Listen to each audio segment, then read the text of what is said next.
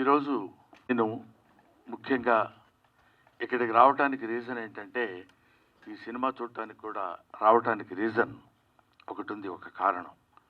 అదేంటంటే, పూర్వ ఆశ్రమంలో నేను లెక్చరర్గా పనిచేశాను.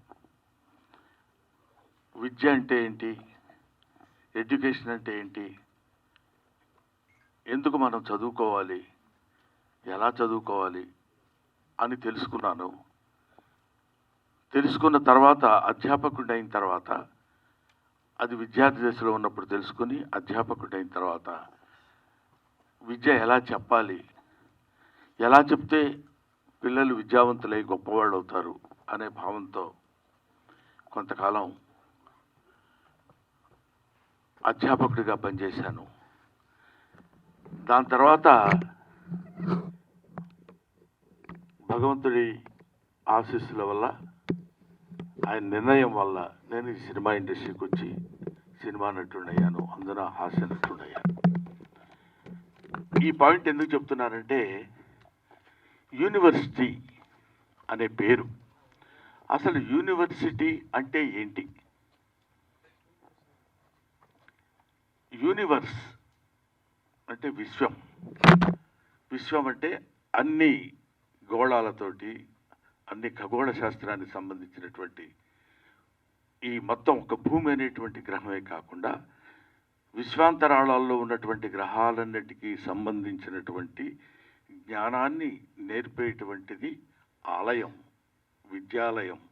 అదే విశ్వవిద్యాలయం, అదే యూనివర్సిటీ. అటువంటి యూనివర్సిటీ అనేటువంటి పేరుని ఇప్పుడు ఎటువంటి విశ్వవిద్యాలయాలు అయ్యాయి అని చెప్పడానికి ఎంతో ఎంతో కృషి చేసి, దానిలో రీసెర్చ్ చేసి, మనందరికీ అందులో జరుగుతున్నటువంటి అవినీతిని, అప్పట్లో మనకు విశ్వవిద్యాలయాలంటే కాశీ విశ్వవిద్యాలయం అని పెద్ద పేరు, బెనారస్ యూనివర్సిటీ అని. ఎక్కడెక్కడి నుంచో అన్ని దేశాల నుంచి మన దేశం వచ్చి చదువుకుని వెళ్ళిపోయేవాళ్ళు. అంటే జ్ఞాన సంపద ఉన్నటువంటి దేశం మంది. ఇవాళ మన దేశం, మన ఎడ్యుకేషనల్ స్థితి ఎలా ఉంది, విద్యా వ్యవస్థలు ఎలా మారిపోతున్నాయని వాటన్నిటి మీద అధ్యయనం చేసిన తమ్ముడు నారాయణమూర్తి అవన్నీ చూసి తట్టుకోలేక, అంటే ప్రీతి తీసుకోలేక, దీన్ని ఎలాగైనా సరే నా మిత్రులకి, నా వాళ్ళందరికీ పంచిపెట్టాలి. ఎందుకంటే ఈయన ఒక తేనెటీగ లాంటి మనిషి. తిరుగుతుంటాడు అన్ని చోట్లకి వెళ్ళి తేనె పువ్వు చేసుకుని వచ్చి తలా ఒక చుక్క చేతిలో పెట్టాలనేటువంటి మహాసంకల్పం ఉన్న మంచి మనిషి. ఎందుకంటే మీకు అందమైన హీరో ఎవరైనా అడిగితే, నాకు అందమైన హీరో ఎవరు అని చెప్పమంటే నేను నారాయణమూర్తి పేరు చెప్తాను. అందం అంటే ఇక్కడ glamour, 6 feet height, curling hair, బ్రహ్మాండమైన ఇది, ఆ తర్వాత మంచి డ్రెస్సింగు, అలాంటి అందం కాదు. మదర్ తెరిసాని మీకు అందమైన వ్యక్తి ఎవరమ్మా, ఎవరు మీకు అందంగా కనిపిస్తామని అడిగితే, ఎవరి మనసుల్లో సేవాభావం ఉంటుందో, ఎవరి కళ్ళలో దయాగుణం ఉంటుందో ఆ వ్యక్తి, ఆ జీవి అందమైంది అని చెప్పింది. నాకు తెలిసిన నారాయణమూర్తి 40 సంవత్సరాలుగా, నాకు తెలిసి 40 సంవత్సరాలు, ఆయన అంతకుముందు ఎన్ని సంవత్సరాల నుంచి ఉన్నారో నాకు తెలియదు. నిరంతరం ప్రజలు, అందున పేదవాళ్ళు. వాళ్ళు పడుతున్న బాధలు, వాళ్ళకి పడుతున్న కష్టాలు, సుఖాలు, ఊరికే నటించటం, నటుడిగా వచ్చి నటించటమనే కాకుండా, I want to give some message to my people, to the people of India, not to the people of India, to the people of universe. అటువంటి వ్యక్తి నారాయణమూర్తి. బహుశా నేను చూసి పూర్తిగా ఇంతవరకు చాలా కాలమైంది నేను సినిమా మొత్తం కూర్చొని థియేటర్లో ప్రివ్యూలు కానీ లేకపోతే సినిమా హాల్స్లో కానీ నేను చూడటం. కానీ ఈ సినిమా నేను ఎందుకు చూడాలనుకున్నానంటే, దర్శకుడు వేరు, ప్రొడ్యూసర్ వేరు, ఇంకొక టెక్నీషియన్స్ వేరు, ఇంకొకళ్ళు ఎవరెవరో ఎన్నో 24 శాఖల మంది కలిసి పనిచేసే పనంతా ఒక్కడే భుజాన కాడి వేసుకుని దాన్ని ఆయన చెప్పాలనుకున్నటువంటి విధానాన్ని అద్భుతంగా సినిమా తీసి చెప్పాలి అనేటువంటి ఆలోచన ఎందుకు? మీకోసం, ప్రజల కోసం, పేద ప్రజల కోసం. ఈ సినిమా చూస్తున్నంతసేపు నాకు అనిపించింది, ఇందులో ఒక అద్భుతమైన ఎమోషన్స్ ఉన్నాయి. తండ్రి కూతురు, తండ్రి కొడుకు, ఆ తండ్రి చదివించి ఆ తండ్రి చేసినటువంటి త్యాగం, ఆ తండ్రి కోసం కొడుకు చేసినటువంటి త్యాగం, ఇలాంటి ఎమోషన్స్, ఆల్ ఎమోషన్స్ ఒక చోటికి తీసుకొచ్చి ఎంత దారుణంగా హ్యూమన్ ఎమోషన్స్తో ఆడుకుంటుంది వాళ్ళ ఈ సొసైటీ అని, అవినీతి బంధుప్రీతి చీకటి బజారు అలుముకున్న ఈ దేశం ఎటు దిగజారు అన్నాడు శ్రీశ్రీ 50 ఏళ్ల క్రితం అనుకుంటా. కాబట్టి ఇవాళన్న మాట కాదు అది.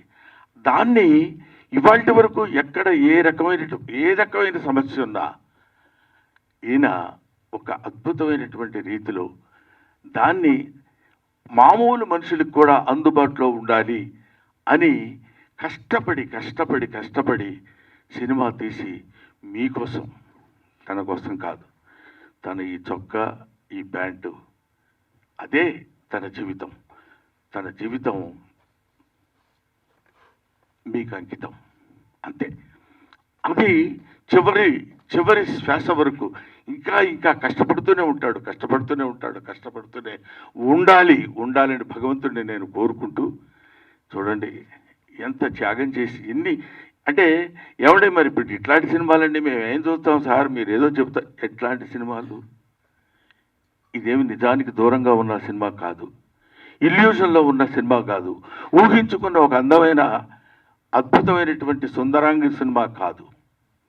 హాయిగా తలారా స్నానం చేసి వచ్చి ఒక నేత చీర కట్టుకున్న స్త్రీలా ఉన్న సినిమా ఇది. ఒక అందమైన స్త్రీలా ఉన్న సినిమా. అందులో నిజాలుంటాయి, వెతుక్కోండి. అందులో బూతులుండవు, జీవితపు లోతులుంటాయి. చూడండి, వెతుక్కోండి. బావిలో బకెట్ వేసి తోడుకోండి. ఒక్కొక్కడు పడుతున్న బాధ చూడు.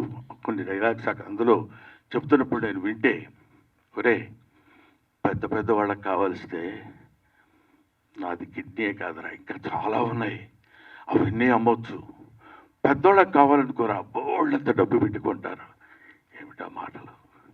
ఎంత అద్భుతంగా ఇలాంటి సినిమాలు తీస్తున్న వాళ్ళని, ఇలాంటి సినిమాల కోసం పరితపిస్తున్న వాళ్ళని, సినిమా కోసం తీసి, art is for the sake of people, not art is for the sake of our shelves.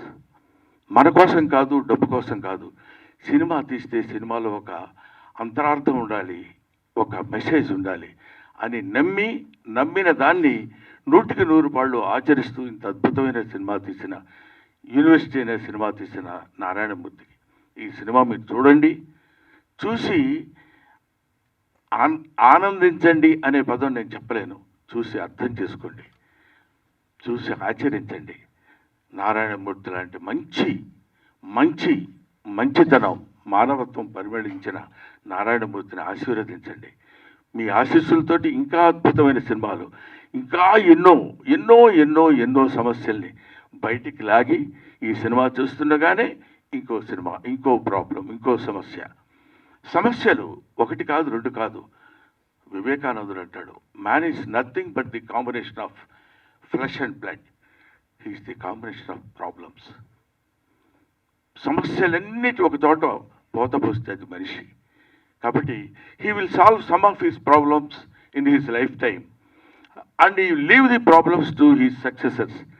They will take the problems, they will solve the problems and they will go away. But problem is unending chain. దాన్ని ఉదాహరణేసుకుని, అదే ఇందాక సినిమాలో కూడా ఒక సంభాషణలో తోట చెప్తాడు, పిల్లలందరూ యేసు ప్రభువులు అంటే యేసు క్రీస్తు సిలువను మోసినట్టు ఆ పుస్తకాల బరువు మోసుకుంటూ వెళుతున్నాడని, సమాజం బరువు మొత్తాన్ని భుజానేసుకుని మొయ్యాలి అనేటువంటి బాధతోటి, భావనతోటి, ఆలోచనతోటి మీ ముందుకొచ్చి మీకు సినిమాలు చూపించి, ఆ సినిమా బాగుందని నలుగురు మెచ్చుకుంటే ఆనందపడి, అదే ఆనందంతో ఆ చప్పట్లే కదరా ఆకలిగొన్న కళాజీవికి పంచభక్ష పరమాణాలు అంటాడు. కాబట్టి అటువంటి ఆకలితో ఉన్నటువంటి నారాయణమూర్తి యొక్క జిజ్ఞాసని మీరందరూ మంచి ఊతాన్నిచ్చి మంచి ఫలితాన్నిచ్చి మంచి ఆదరణ చూపిస్తే ఇంకా ఇంకా ఇంకా ఎన్నో మంచి సినిమాలు తీస్తాడని, ఇలాంటి యూనివర్సిటీ లాంటి సినిమాలే కాదు, ఎక్కడ ఎక్కడ ఎక్కడెక్కడ కన్ను రవిగానలతో కవిగాంచునయ్యాడని అంటాడు. సూర్యుడు కనిపించినటువంటి ప్రదేశాల్లో కూడా వెళ్ళి నిజంగా ఆ సినిమాలో చెప్తుంటే పేపర్ లీకేజ్ మామూలు విషయం అది. అబ్బా, అలాంటి పేపర్ లీక్ చదువు సంధ్య లేని నిజంగా ఆ పేపర్ రాయటం వల్ల వాడికి ఉద్యోగం వస్తుందనేమో కానీ అందులో ఒక చోట చెప్తాడు వాడికి డాక్టరీ వృత్తి రాదు, వైద్యం చేస్తాడు. బిల్డింగులు కట్టడం రాదు, ప్రాజెక్టు కట్టడం రాదు, ఇంజనీర్ అవుతాడు. ఏమైపోతుంది?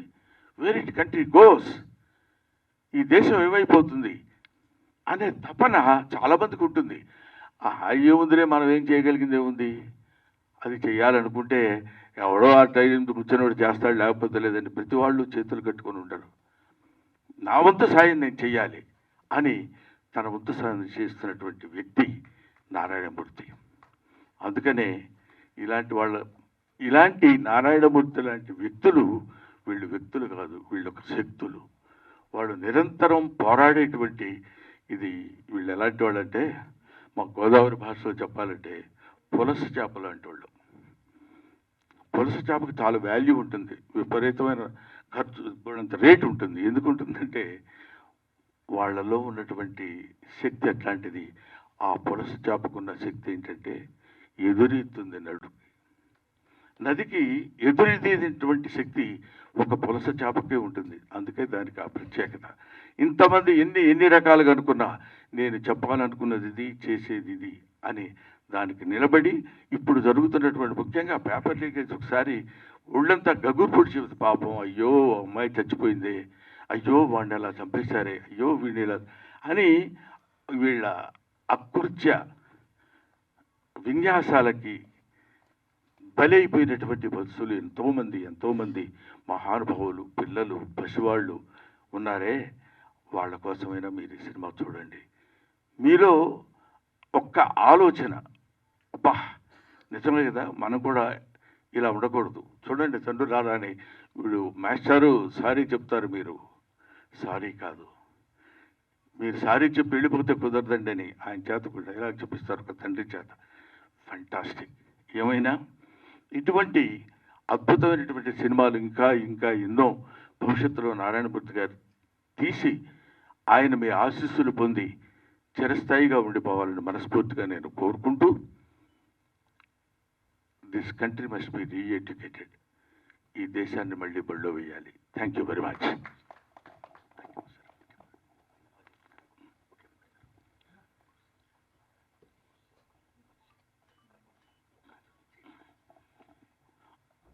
ఆ తర్వాత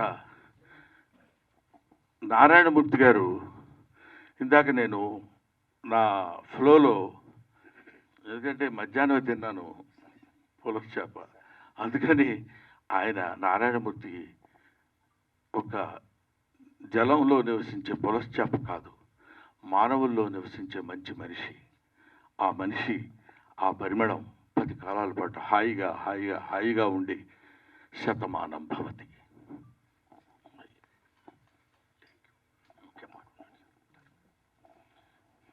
మీ ఆశీర్వాదానికి వందనాలు సార్. మిత్రులారా, మన తెలుగు చలచిత్ర పరిశ్రమలో కస్తూరి శివరావు గారు ఎలా చూశాం, రేలింగ్ గారు ఎలా చూశాం, రమణారెడ్డి గారు ఎలా చూశాం, అల్లు రామలింగ గారు ఎలా చూశాం, పద్మనాభం రాజబాబు గారు ఎలా చూశాం, బ్రహ్మానందం గారు ఎలా చూస్తున్నాం. ఆయన మహానటుడు, మహాజ్ఞాని, అన్నింటిని మించి మాస్టర్. అందుకే నా యూనివర్సిటీ పేపర్ లీక్ సినిమాని, ఆ లోగోని బ్రహ్మానంద గారిని విజ్ఞప్తి చేసి ఆయనతో నేను రిలీజ్ చేసుకున్నా. సినిమా రెడీ అయ్యింది. నేను వెళ్ళా, అయ్యా తమరి సినిమా చూడాలి, తమరికి ఏమాత్రం నచ్చినా సరే దయచి మీరు చెప్పాలి నాకు మంచి మాటలు, నా సినిమాకి అది ఎంతో హెల్ప్ అవుద్ది, ప్రమోట్ అవుద్ది అని నేను విజ్ఞప్తి చేసిన వెంటనే నా విజ్ఞప్తిని మన్నించి వారు రావడం, ఇంత బిజీలో కూడా రావడమే కాదు, సినిమా చూసి ఇంత బ్రహ్మాండంగా మెచ్చుకొని నన్ను ఆశీర్వదించడం, ఇంకా ఇలాంటి సినిమాలు తీయడానికి ప్రేక్షదేవులు నాకు శక్తిని ప్రసాదించాలని వారు మరి చెప్పడం, ఇవన్నీ నా గురించి ఆయన చెప్తుంటే నాకు నిజంగా ఆనంద బాష్పాలతో ఆయన యొక్క ఆశీర్వాదానికి, నా పట్ల ఆయనకున్న అభిమానానికి, నా ఎడల ఆయన చూపిస్తున్న ఆదరణకి నేను పత్రికల ముందు, మీడియా ముందు, ప్రేక్షదేవులరా వారికి నేను శిరస్సు ఉంచి దండం పెడుతున్నా. Thanks a lot sir. మిత్రులరా, యూనివర్సిటీ పేపర్ లీక్ ఈ సినిమా ఆగస్టు 22వ తారీఖున రిలీజ్ అవుతుందండి. దాన్ని చూడండి, ఏమాత్రం బాగున్నా ఆదరించండి. నేను ఇంకెలా చిత్రాలు తీయడానికి శక్తిని ప్రసాదించండి. మీడియా మిత్రులు థ్యాంక్స్ ఎ లాట్. సతీష్ గారు థ్యాంక్స్ ఎ లాట్.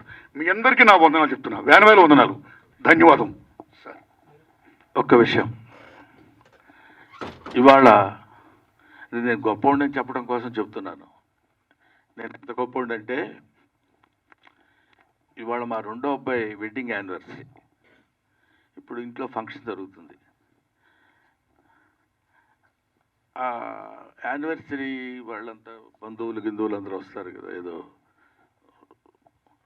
దానికి నేను ఆలోచించింది ఏంటంటే, గొప్పవాడిని ఊరికే వ్యంగ్యంగా అన్నారు, నిజంగా అనుకునేరు గొప్పదీసి. అలా కాదు, నేను ఇక్కడ వచ్చి నారాయణమూర్తి గారికి ఇచ్చిన మాట ప్రకారం 18వ తారీఖున నేను ఈ కార్యక్రమానికి రావాలి అనే ఐడియాతో నేను వచ్చాను. ఎందుకంటే నారాయణమూర్తి గారు అంతటి మంచి పనులు నేను చేయలేను కూడా, చేస్తానో లేదో కూడా తెలియదు.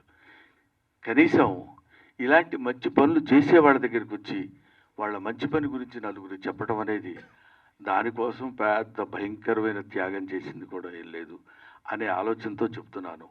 ఇప్పుడు నేను అర్జెంటుగా మళ్ళీ అక్కడికి వెళ్ళి, వాళ్ళు ఏదో చిన్న ఫంక్షన్ లాంటిది ఉంటే, అది ఫ్యామిలీ ఫంక్షన్ కాబట్టి దానికి నేను వెళ్ళాలనే అభిప్రాయంతో నారాయణమూర్తి గారిని అభ్యర్థించి, ఇంత మంచి మనిషి, నిలువెల్లా మంచి మనిషి, ఇప్పుడు అంటే నేను కొన్ని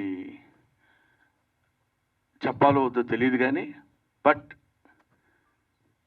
నాకు తెలిసిన నారాయణమూర్తి గారు ఆ రోజు నుంచి ఈ రోజు వరకు అవే చెప్పులు, అవే ప్యాంట్ షర్టు, అదే ఆటో. ఒక్క సినిమా హిట్ అయితే ఏ రకంగా మనం ప్రవర్తిస్తున్నామో ఈ రోజుల్లో మనకు తెలుసు. 2 సినిమాల్లో మంచి పేరు వస్తే ఎలా ప్రవర్తిస్తున్నామో మనకు తెలుసు. ఒక దశాబ్దం కాలం మనం సినిమాల్లో ఉండి నటించి మంచి పేరు వస్తే మన ప్రవర్తన ఎలా ఉంటుందో మనకు తెలుసు.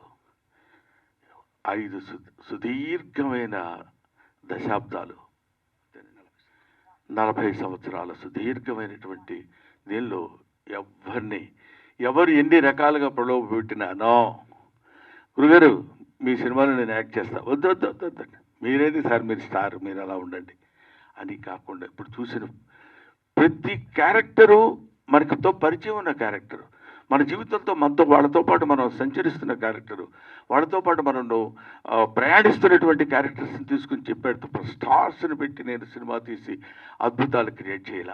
ఎన్నో అద్భుతమైనటువంటి సినిమాలు తీసి ఆ రోజుల్లో నారాయణమూర్తి గారి సినిమా పడ్డ కొట్టుకుంటూ వచ్చేవాళ్ళు. ఇవాటి వరకు అలాగే వస్తూనే ఉన్నారు, వస్తారు, వచ్చి తీరతారు. అలాంటి సినిమాలే నారాయణమూర్తి గారు చేస్తారు. Thank you very much my dear Narayanamurthy. ఎలా పెట్టారో పేరు, నాకు వెంకటేశ్వర స్వామి అంటే ఇష్టం, నారాయణమూర్తి అంటే ఇష్టం.